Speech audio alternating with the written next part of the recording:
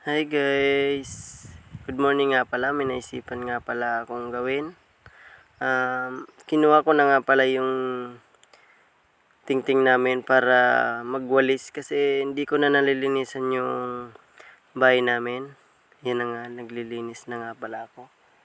Kasi tagal na talaga yan, binilis-bilisan ko na nga pala magwalis. Yan.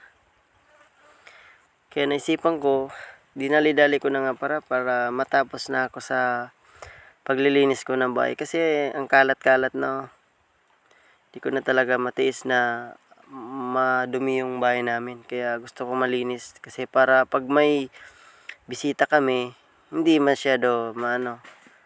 Kaya dyan na nga pala ako sa labas naglilinis para malinis talaga yung buong paligid ng bahay namin kasi ang sakit sa mata na tingnan yung mga dumi sa labas kasi pag may bisita pangit tingnan. Kaya lininisan ko na nga pala, tanglay na nga pala ako dyan, parang wala nang gana kasi hindi pa nga ako dyan nag-aalmusal at na nga doon na nga pala ako sa tapat ng bahay namin sa may tatlong bibi akong nakita, mataba, mapayat, mga bibi, charis. Kaya naman nga pala, yan na nga pala ko, lilinis ng bahay kasi walang magawa, di maglilis na lang.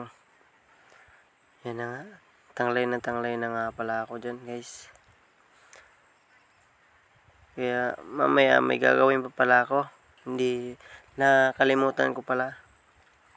Yun nga, patapos na nga pala ako dyan guys. Kaya nga pala, tinapon ko nga pala dun sa ibaba ng bahay namin kasi dun yung tapukan namin yung dumi. Mga dahon ng langka, mga dahon ng pili, yung gano'n. Kaya, yan na nga, yung manok ko, nakapatong dyan sa ano. Yan nga pala guys, tapos na nga pala ako maglinis. Yan, malinis na talaga guys. Yan nga pala yung bahay namin na sirang-sira na. Pasensya na nga pala kayo guys kasi maraming kalat. At nga pala yung washing na pala. At nandito nga pala sila mama at papa. Yan guys. At di pa pala ako tapos kasi lilinisan ko nga pala yung sahig namin kasi di pa pala ako niya nakakalinis. Yan guys, pasensya na nga pala kayo kasi ang daming kalat dyan sa bahay namin. At nga pala yun si mama, hindi pa siya nakakalakad kasi may ano yung paa niya, may sugat. At saka si papa hindi pa rin nakakakita. At sana makakita na siya guys. Tapos sana makalakad na din siya. At sana supportahan niyo ako guys sa aking pagbablog. At sana palagi niyong i-share, i-like. At yan na nga pala, meron pa pala akong ginagawa. Nagbibilad ng palay. Kasi wala na kaming pagkain.